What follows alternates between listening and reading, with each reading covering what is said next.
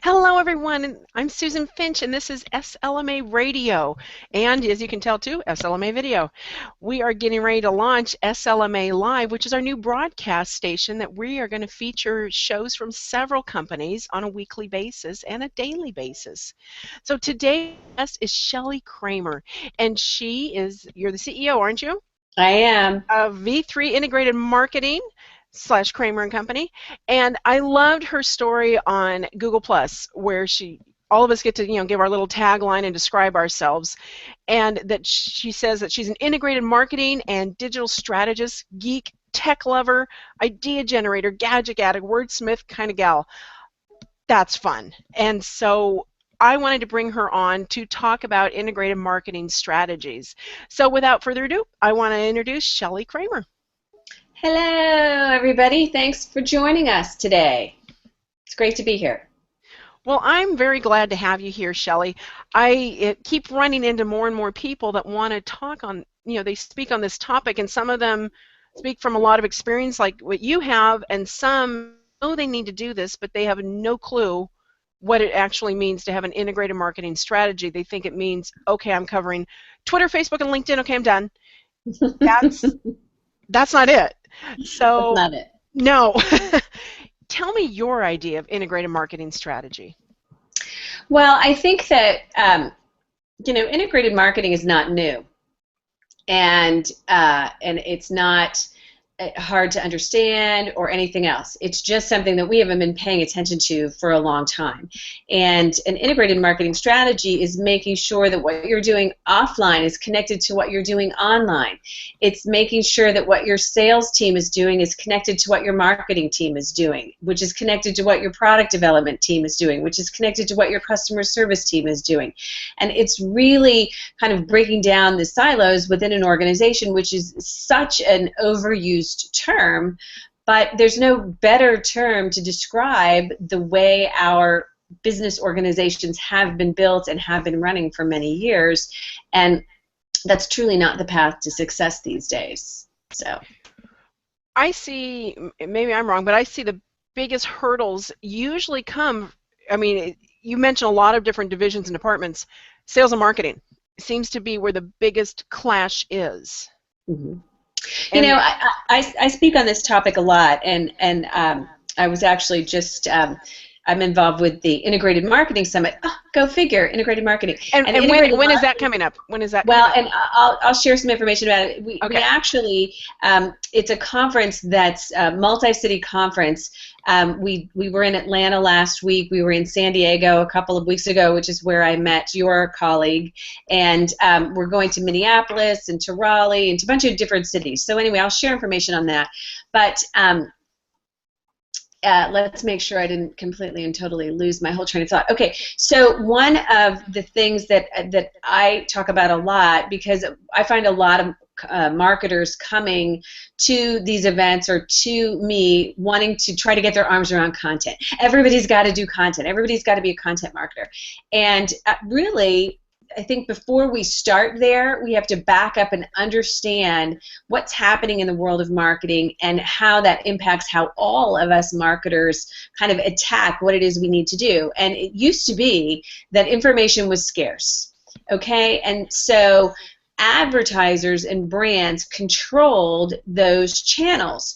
So if TV and radio and print were the only ways to get your messages out, it was fairly easy to do our jobs. And so that meant that the power of the organization, because consumers were forced to go to the brand or to watch the brand or to see what the brand put out in terms of messaging in order to make a purchase, okay? And what that also meant was that within an organization, all of the power rested in the hands of the sales team.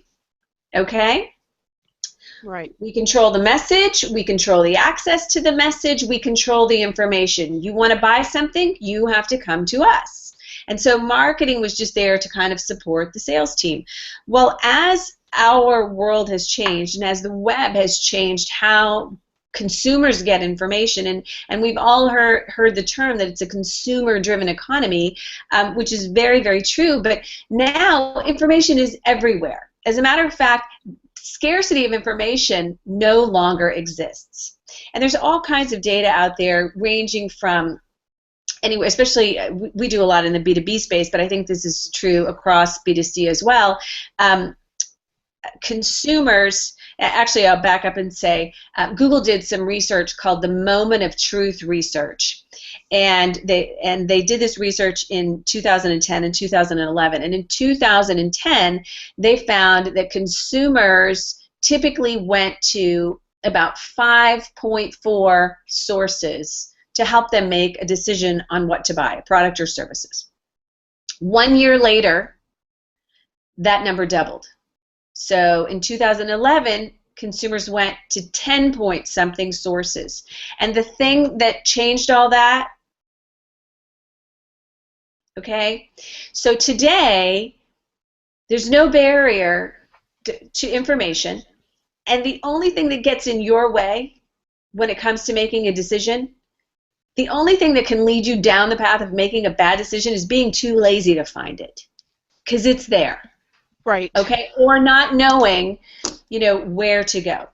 Or not knowing the reliable sources. That's the other exactly, bad thing. exactly. But there is no barrier to information. Correct. Okay, it's here. It's in our pockets. We have it everywhere. We are constantly relying on our devices for information. So today, relationships with consumers are built with information.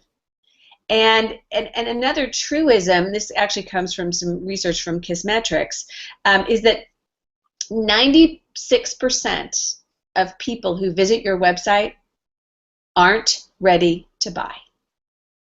96%.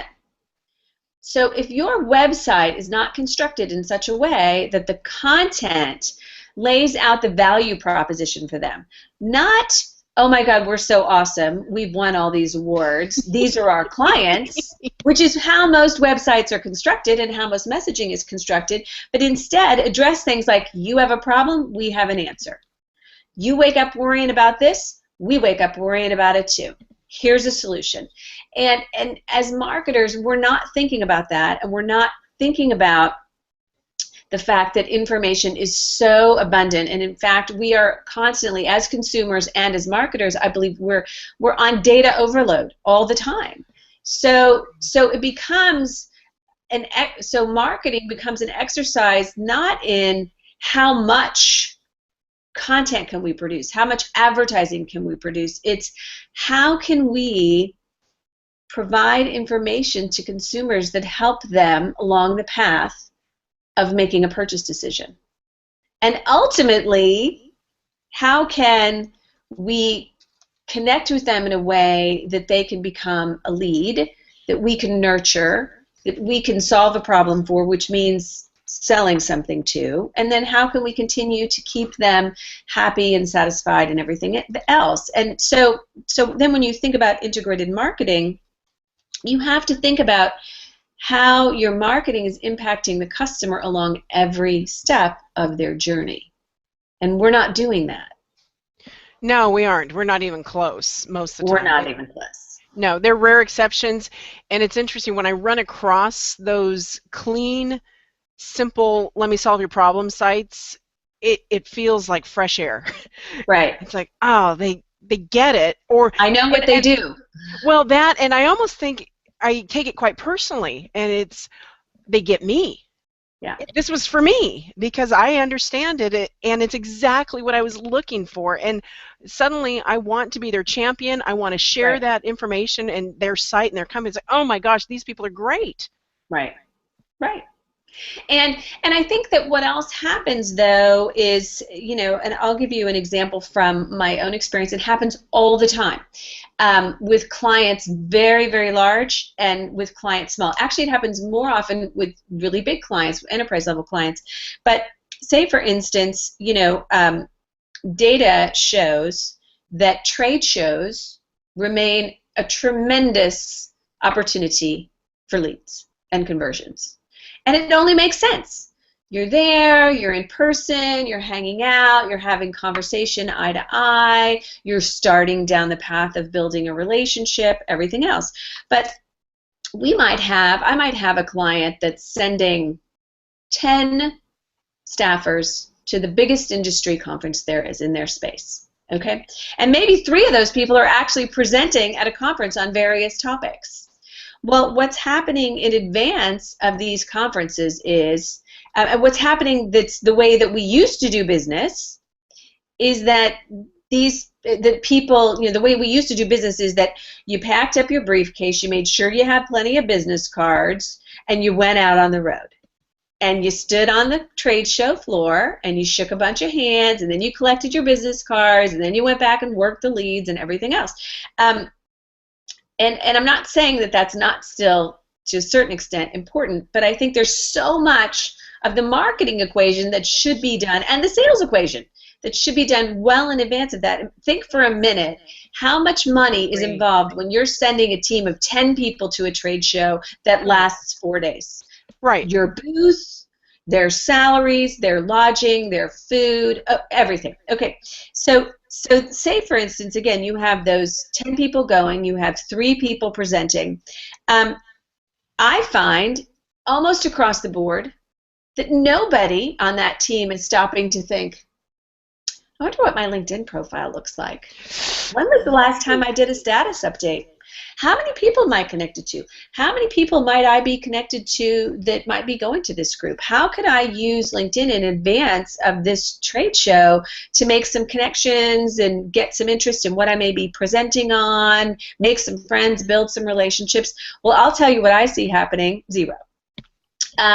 Then when you think about, and that's the sales team and the business development team. But then when you think about those people that are presenting on topics that are tremendously relevant in the industry space, how much content is on the corporate blog that speaks to their expertise in the areas on which they're presenting? So that if somebody happens to hear their presentation and said, wow, he's really smart, I'd love to see what else he thinks on this topic. Let me go check that out. Let me go look at the corporate blog real quickly, because by the way, information is power. Oh, by the way, that's something that's never been written about on the corporate blog. That's neat. That's awesome. Okay.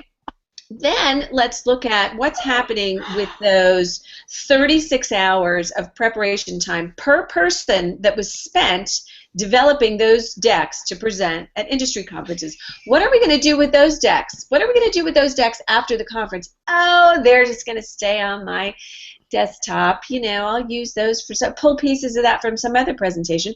Well, what about uploading those on SlideShare? What about taking those decks and using Camtasia or some other platform and converting them to video and having that live on your corporate website? What about, that's marketing. Yes. And that's maximizing content in a multiple iterations that serves your audience. So it's just, those are the things that aren't happening. And that's just one example. Here's another example. I had a client, huge enterprise level client with offices all over the United States, and they felt like their brand awareness in the Southern California market wasn't quite what they wanted it to be. And that didn't mean that they weren't busy, and it didn't mean that they weren't getting work, but when somebody said, we really need somebody with an expertise in such and such, their company name wasn't at the forefront. Okay? Mm-hmm. That happens all the time. Right.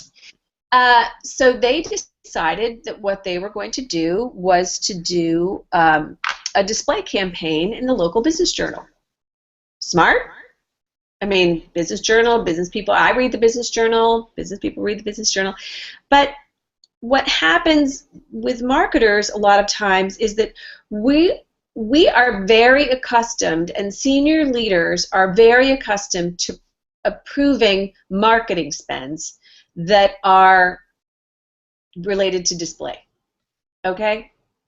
And that ad in the business journal might be a $20,000 purchase or more. Okay? And the impact of that one ad in the business journal will likely be the day the paper comes out and is delivered to me, and actually I do have to say I'm a huge fan of local business journals. I read the one in my market. I read it online, and I read the hard copy every week. I might not read it the day it comes out, but that's how I stay in touch with my local business community. So it's absolutely a great vehicle, but the lifespan of that print ad is limited. And its reach is limited. And of course, no advertising sales rep is ever going to talk to you about that. And of course, the fact that it's online means it has a much longer lifespan. Well, maybe. But what about thinking about what it is we want to be known for in that market, and making sure that there's content on the corporate blog that supports that knowledge base? Right. That's not ads, by the way, that just talks about, we really understand what's going on in the Southern California market, not the least of which is huge problems with drought, or not the least of which is, the solar industry is exploding, and here, and talking about that, or having our having our team talk about that on LinkedIn or on LinkedIn groups, so you get my point. We're leaving so many opportunities on the table, and really, so many marketers come to me, come to my presentations, come to our events, and they're just trying to figure out how to get enough content produced. Right. I posit that they already have the content. Yes. They're just not using it. Well, that, or they have these wonderful bits of knowledge in their heads that they're so used to speaking about, or right. When they network, but they forget to share it all the time when they are not there. Well, and sometimes it's not even, Susan, sometimes it's not even a matter of forgetting to share it, and I'll be very honest, and routinely run into the problem and get asked this at conferences all the time. Businesses still very much feel like, I can't give it away. Oh, absolutely. I'm not giving it away. No way, right. I'm not giving it away. Then our competitors will see what we're doing. Well, you know what? You have to be able to, you have to get over that, because relationships are built with information. And if you're not willing to give information away, then you're going to have a problem. Right. And that doesn't mean that your competitors have figured that same thing out, but the people who do give the information away, when you think about, people in our space in terms of, look at what Marketing Profs does, look at what the CMI does, look at what, any big organization, lots of people give information away, and they give it away because they realize that that's the path to creating relationships and building credibility and being known as somebody that knows about a certain industry, a certain niche, a certain skill set, a certain anything. So marketers have to get comfortable with giving it away. And the inclination, of course, a lot is to gate up all your content. Yep. Which is also crazy, because that just pisses people off. This is some data that, again, there's always different stats on it, but Altimeter did some research in 2012, and they showed that that 70% customers are 70% of the way to a decision about a product or services they're going to purchase before they agree to talk to your sales team.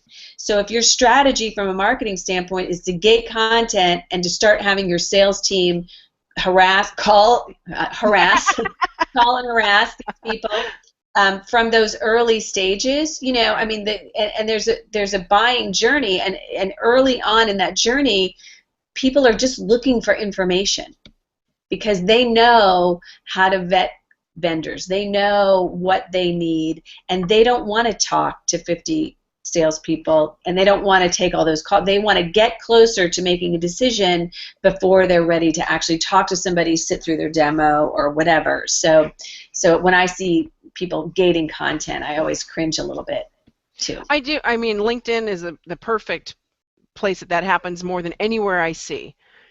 People with their automated, okay, we're going to repurpose our stuff. We're going to push it out, and it gets automatically pushed to all these groups I'm a member of, and you click, and you got to sign up. Yeah. And it's and just rude. I'm not going to. Yeah, and it's funny. And it's funny too.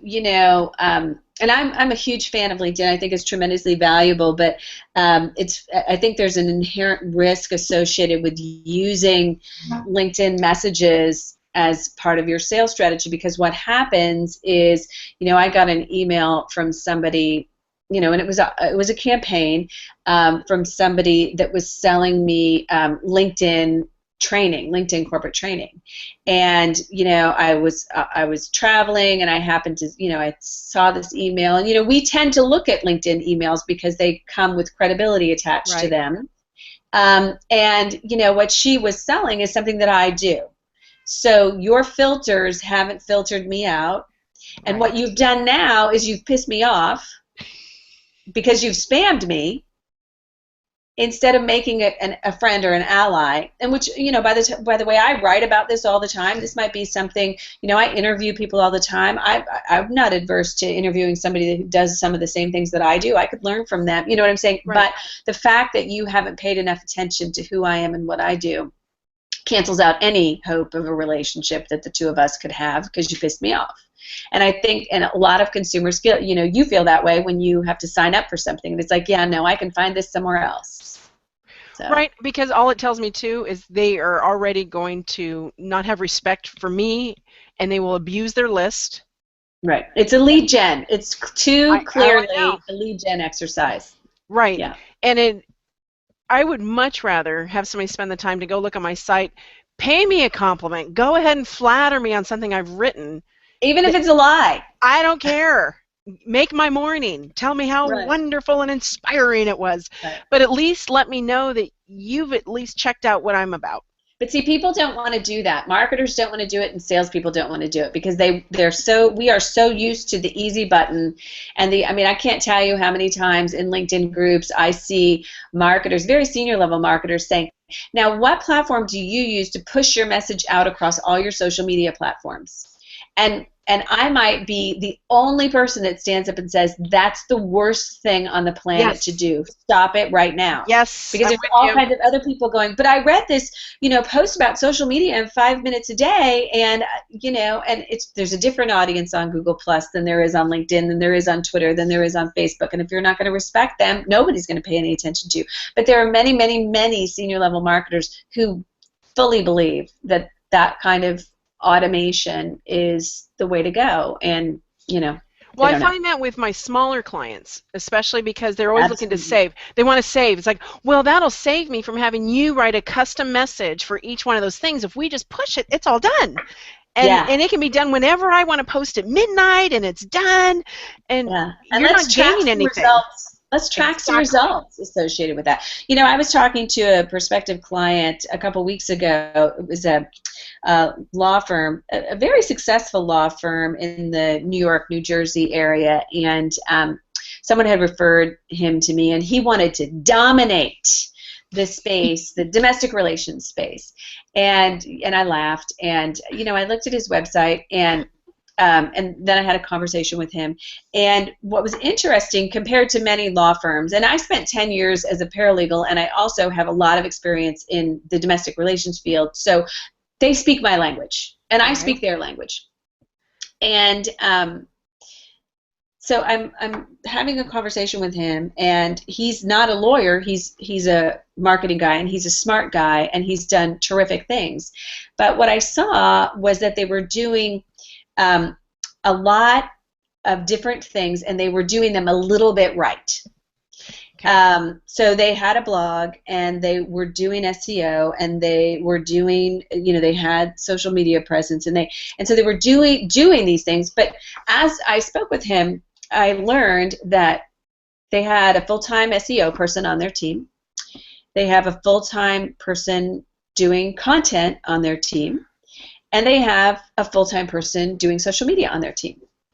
Wow. None of whom talk to each other, ever.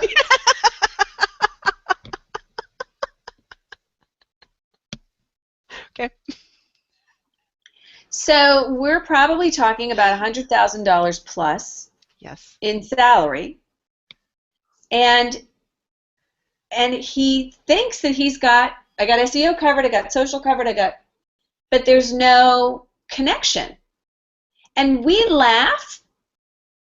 happens all day, every day. In businesses of small, medium, and large size. Happens all day, every day. Because people think, as long as I've got a body, pushing out content on social X number of times a day, I've got that covered.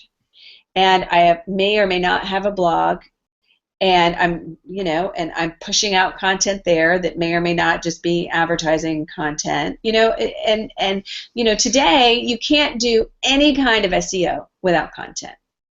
And you really shouldn't be doing social that's not connected and that's not connected back to your business initiatives. But it happens all the time. It does.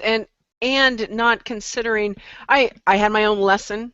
I have a nonprofit that I run, and we've had it for 16 years, and I have a CMS, and we have a built-in private forum, and we have all these, support things, but the forum wasn't getting used that much. I thought, man, this is frustrating because Right. I'm not getting, I want to know, what are you doing? How's your chapter going? Do you need more support getting volunteers? What do you need? And they weren't chatting that much, just a few. And I don't know why it took me so long to realize that they don't want to go into a different system. These are quilters, blanket makers, knitters. Where do they hang out? Facebook. Yep. So I finally, I was like, fine. So I opened up and I sent them all a note saying, everybody like this group. None of you are in it yet, or hardly any of you, and why? And it exploded. Yeah. And I ended up with 20 new chapters within 30 days. Because I went to where they were and spoke their language. Right. Well, and you know what, Susan, that happens all the time because we get our natural tendency is to be egocentric and to own our communities. And there are certainly many downsides with regard to Facebook and putting too many eggs in the Facebook basket. Right. But people don't want to go someplace else. They want to be where they already are. So when you make me go to your forum because it adds value to you to have all these bodies in the place that you want them, right. You just add one more thing that I don't have time to do. But I'm on Facebook all day, every day, so that when I can pop over and I can see things being shared or whatever, so that's very, very normal. And the power of Facebook groups is pretty specific, as are the power of Google Plus communities for the yes. Google Plus user. I talk about some research that Breeden did in 2013 on small businesses, and some of what their research showed is that they talked to small business owners about what they worry about, what business problems they have, and universally the things that they worry about is, staying up with the competition, finding more customers and serving them, staying on top of what's going on in the industry, new products and services, that sort of thing, and which are all the things that we think about, right? And all the right. things, really, I believe any business of any size has those same concerns. But their survey asked those respondents where they go for information, and almost across the board, 25% went to Facebook. 25% went to LinkedIn. 25%, actually it was like split between Twitter and LinkedIn, about 25% there. 25% went to Google+. 25% went to YouTube. So as a marketer, if the only channel you're using is a channel you like Facebook, then you're only leaving 75% of your potential customer base out. Oh, good. So that's if all you want to so if all you want to market to is that 25%, that's totally a good strategy. But if in fact you'd like a bigger pool, I don't care if you don't like Google Plus, get over it. Right. And maybe, and work with somebody. You don't have to do everything yourself. Work with somebody that has a proficiency in Google Plus. And by the way, people that really, really know Google Plus might not know Twitter, or might not know Facebook. And so, when you look at these channels as a cheap and inexpensive way to push out your message, you're missing the boat. This is not cheap, and it's not inexpensive, and it's not time consuming. But if what you want to do is reach your target audience, you have to respect the fact that we all like different channels, and we're all using different channels at different times, and you have to develop an integrated marketing strategy that allows you the opportunity to serve those customers and those prospects. It's really that easy. It And is. that hard. This is a good place for a break, though. So we're gonna take a quick stretch where we insert a commercial, Great. and then we will come right back with All Shelly right. Kramer. So, okay, our commercial break is over. That's all I needed was a pause in there, and we are with Shelly Kramer talking about integrated marketing strategies. And you gave us a great split, and it's what I'm trying to explain to my clients and friends that have businesses. You can't just hang out where the 25% of the folks are, which is Facebook, or just Twitter, or just LinkedIn, or just Google Plus. And if you have an aversion to those four, as you said in the first half hour, get over it.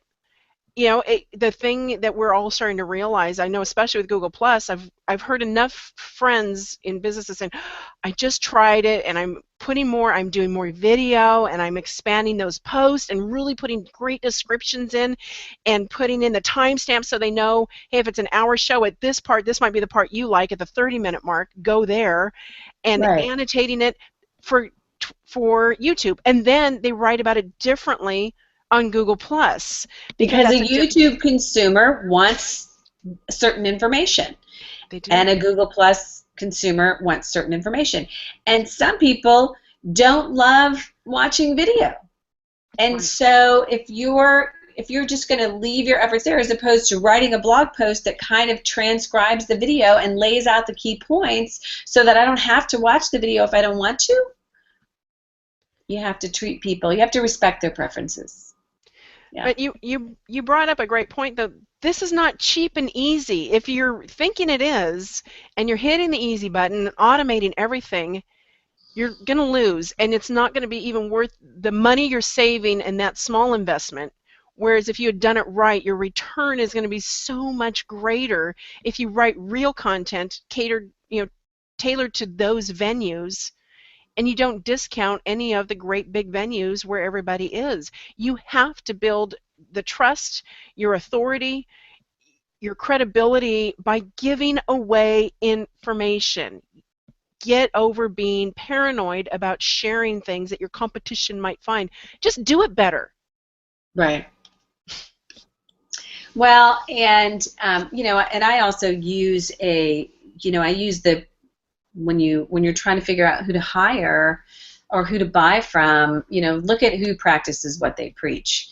So if you're trying to figure out who you should work with from a content standpoint or a social standpoint or whatever, I think it's easy to vet those people and really simply look at how they're practicing what they preach. And the whole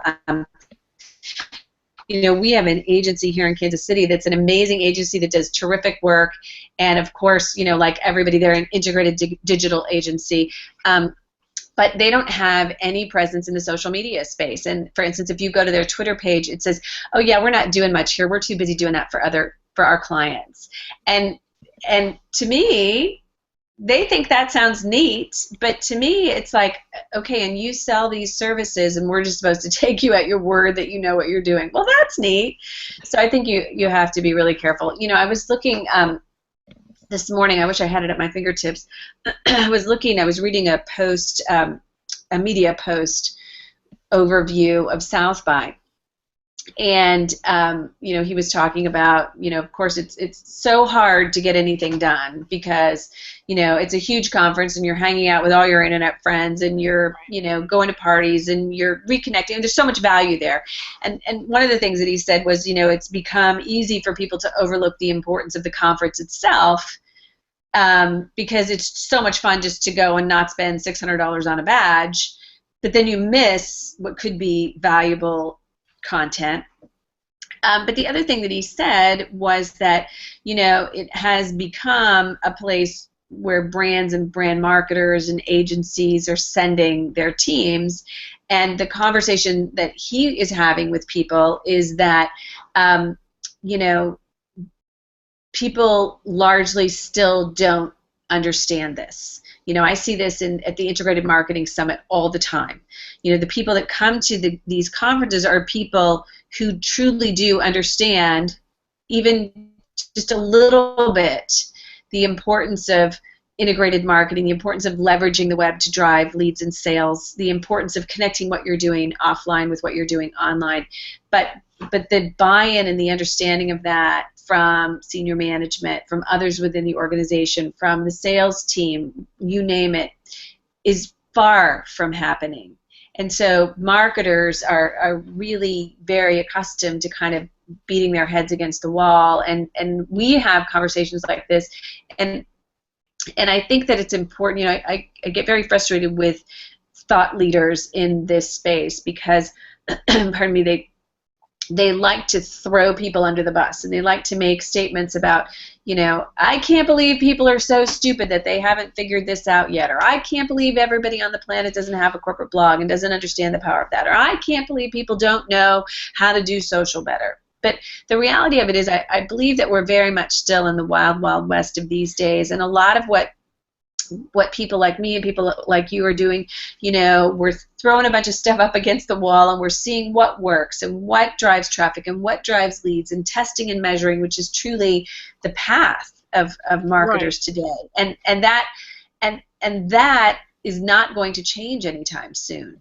You know, and we have to be agile. We have to be open to continuous learning. We have to be open to continuous experimentation and testing, and we have to be able to say, you know, this would be how I would do this, but we need to adapt this campaign and do a second version or a third version of this and test all three of them and see what our audience tells us. And we're not doing that yet. And you know, I keep running into senior level marketers all the time who will say to me, oh, you know, it's just so much, you know, it's just like this whole social thing, and I, you know, of course I'm on Facebook, but I don't really get it, and you know, it's just too much, and we need to hire somebody young on our team because they get this stuff. And the reality of it is that they don't either, you know, and so marketers need to stop being lazy.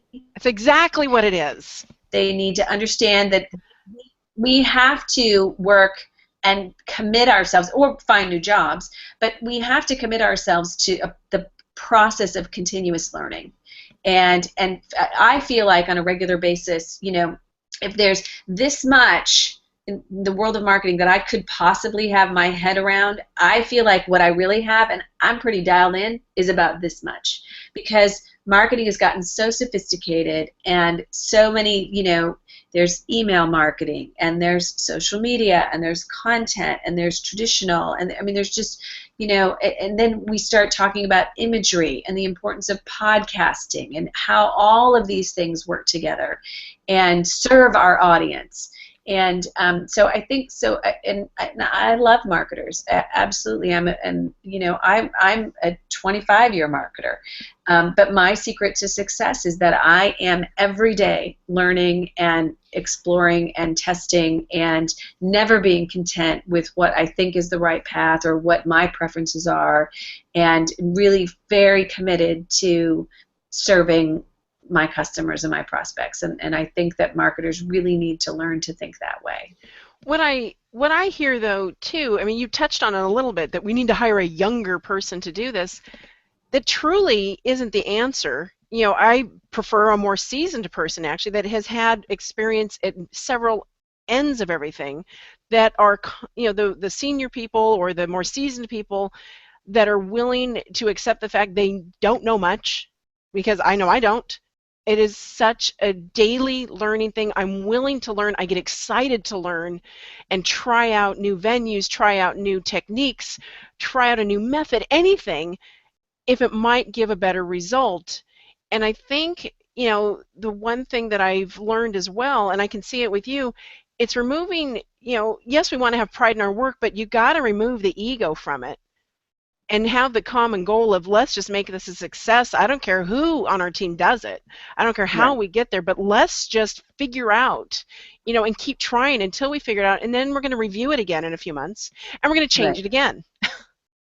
Right, and that's really hard, and that is, you know, completely opposite of how many of us are wired. And you know, I come into every client relationship knowing I'm a change agent. There will be people that will be excited about what we're going to do. There are going to be people that will dig in their heels and not be excited. There'll be people looking over my shoulder, looking for every opportunity to point out what they perceive as a misstep, looking for every opportunity that, to point out a failure or anything else. And so it really is hard to wire yourself, to try to rewire yourself, and to be open to change.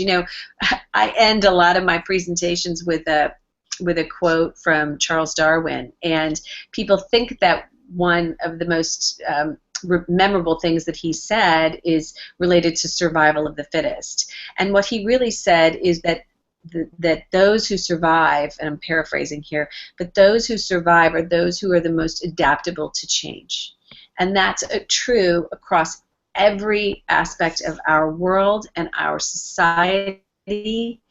Think about how we did things 10 years ago, 20 years ago, 30 years ago. I mean, the one constant has been change. And so, and what the internet has done is just speeded up that constant.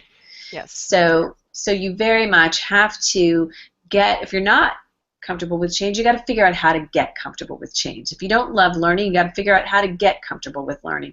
And if those things aren't part of what makes you tick or makes you happy, then you probably need to find a different career path, because there's nothing about marketing that's not going to involve change and learning and data and testing. And and to me, my background is I've worked with a medium-sized agency early in my career. I've owned my own small agency for almost 20 years now. It used to be, as a marketer, you would come up with an idea, come up with a concept, pitch it to a client, get their buy-in, launch this campaign, and then sit back and say, "Oh, holy crap, I hope it works." And now we have the ability to launch and test multiple iterations of a campaign simultaneously, and test and tweak and test and tweak and test it, and in real time change things and listen to our prospects, and actually, believe it or not, sell more things to more people, or be more successful, or serve our communities better, or whatever. And to me, I just think that's so exciting, and such a much better use of marketing dollars. Yes. And a much better ROI of your marketing investment. I mean, there's absolutely positively no part of this that isn't beneficial to a company. So being able to be open to thinking in that way, I think, is really, really important to marketers and to senior leaders as well. And looking at your marketing team and your marketing investment, your commitment to marketing, instead of marketing being, there to serve sales, or instead of marketing being just another cost drain on your business. I mean, marketing truly can be the part of your organization that is responsible for driving leads and putting strategies in place to help convert those leads, and to empower your salespeople to sell more and to be more successful. But I think that I think that companies really need to look at that. Sales is still very siloed, marketing is still very siloed, and we need to work together and support each other a lot. I agree. We're I want to kind of wrap up and give people an idea. I think a lot of people need you. A lot of companies need you. So let's cover the conference, and let's talk about how they can find you easily. Okay. Well, you can find me on the internet really easily. And I'm Shelly Kramer everywhere. I'm Shelly Kramer on Facebook. I'm Shelly Kramer. I mean, you can just Google Shelly Kramer. I feel so sorry for the person that actually, any people that have my name, because I own the first couple of pages of Google for my name. You can find me on Google Plus at Shelly Kramer. You can find me on Twitter at Shelly Kramer. You can find my website at v3im.com. And we're a small agency. We serve clients all over the United States, and I speak on these topics on a regular basis. I do training sessions on a regular basis, corporate workshops, and the like. The Integrated Marketing Summit you can find. You want me to type this into chat? Yeah, go ahead, and then I'll make sure that this gets added to the post and to the video. Okay, you can find the Integrated Marketing Summit at integratedmarketingsummit.com, and it's really a conference designed for marketers. And as I said, I was just in Atlanta this last week, and the conference is really awesome because it changes in every location. But in Atlanta last week, we had Michelle Killebrew from IBM talking about their content strategy and execution, and we had Ray Pun from Adobe talking about mobile and how to think about mobile, how to design for mobile first, how to integrate mobile into what it is you're doing from a marketing standpoint. Tom Webster from Edison Research talked a lot about content and how we need to think differently about how we're approaching content, and he's also a good friend and superbly funny, so that was awesome. We had someone from Hallmark talking about the customer relationship and building strong customer relationships and different tools you can use to do that. So really, people, we had someone speaking, doing a workshop on Google Analytics, because even today, marketers in general are not as maybe knowledgeable about and dialed into analytics as they might be. So we had a workshop, a half-a-day workshop on Google Analytics and a deep dive there, and then Matt Herdig from a company called Alight Analytics did presentation on multi-channel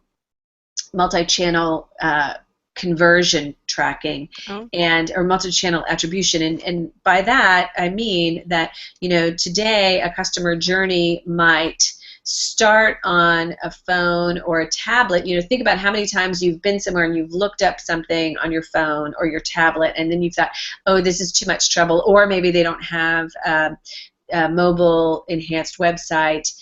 So then you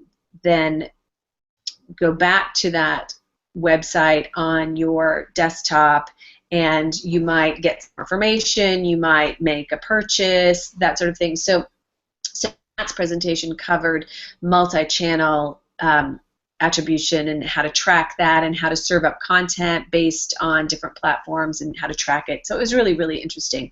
So anyway, and we're going to be in Minneapolis, I think, in June with the Integrated Marketing Summit, and then I'm trying to think of Raleigh and Chicago and a few other cities. So, and then I'm also a part of DemandCon, which is I'm a regular speaker at DemandCon, which is a conference focused on lead generation and demand generation. That's in Boston in, I think, November.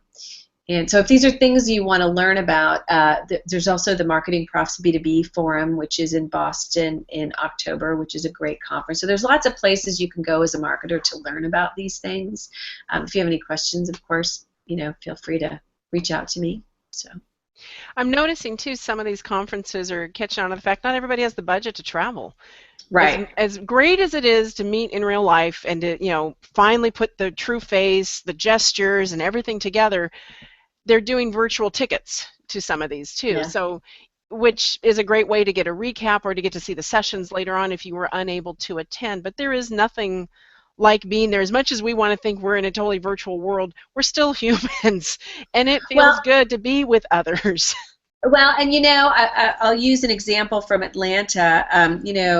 The whole concept behind Sean Elledge is the founder of the Integrated Marketing Summit, and Sean's whole premise is that some of these conferences are $1,000, $15,000 just to register, and then you have to travel, and then and it becomes you kind of price yourself out, and it also requires you to be away from the office for a long time. Right. And so what he wanted to do was have an intensive one-day conference, and it's ridiculous. I mean, it's like $300 or something. It's really inexpensive.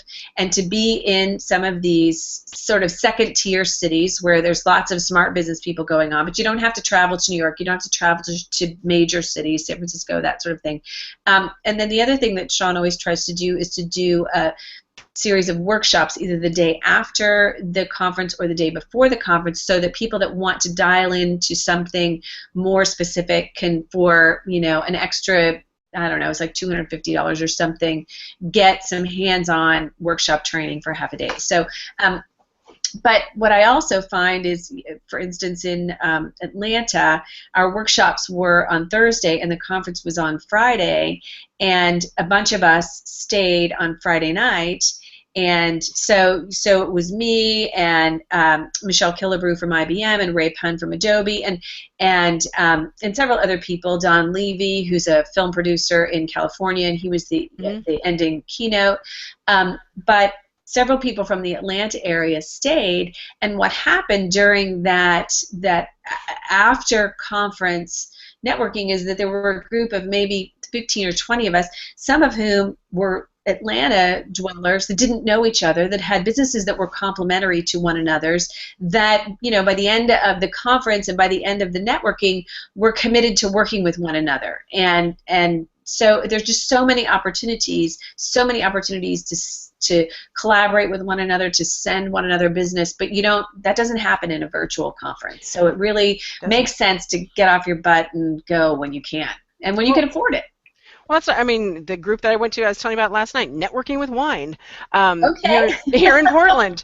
But they only meet 3 times a year. But it's an interesting group. It's fascinating because we truly dig into each other's businesses, where we're at, what the needs are, and we get excited to support each other. And you're right, that would not happen. Nobody takes that kind of time. And you have conversations that go like this.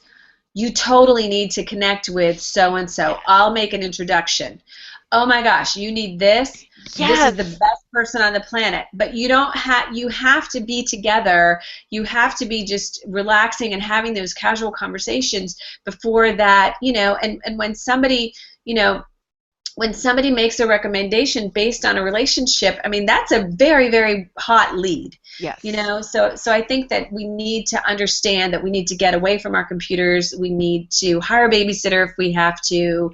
We need to commit to being out of the office for a day and then staying around for 3 hours for a networking, because that could be such a source of information and potential business and opportunities that we really have to. The internet makes things easy sometimes, but you have to connect offline to online. You really do, for yourself. It keeps our social skills and our manners in check too. Yeah, I agree. I have enjoyed this so much and learned a lot, and you've reinforced a lot of the thoughts in my head that just set me off. When clients want to pull back a budget, it's like, okay, I can only make so many recommendations and tell them the strategy, and if they don't adopt it, then they don't. So I really appreciate this. This has been the SLMA Radio Hour with Shelly Kramer. I'm Susan Finch, and you can find us at theslma.com. That's our main site. That's theslma.com. You can also find us on YouTube, Google+, Twitter, and you can find us on slmaradio.com and the soon-to-be launched big and beautiful SLMA Live, where we are going to gather up shows from many companies that want to produce content for this industry and to add to everybody's knowledge base and to give away what they know. So thank you so much, Shelly. I really appreciate your joining me and giving me your time. I understand that you don't do this often because you're out there doing what you do. Well, thanks, Susan. It's been a pleasure. All right. Thank you so much, and we are going off the air.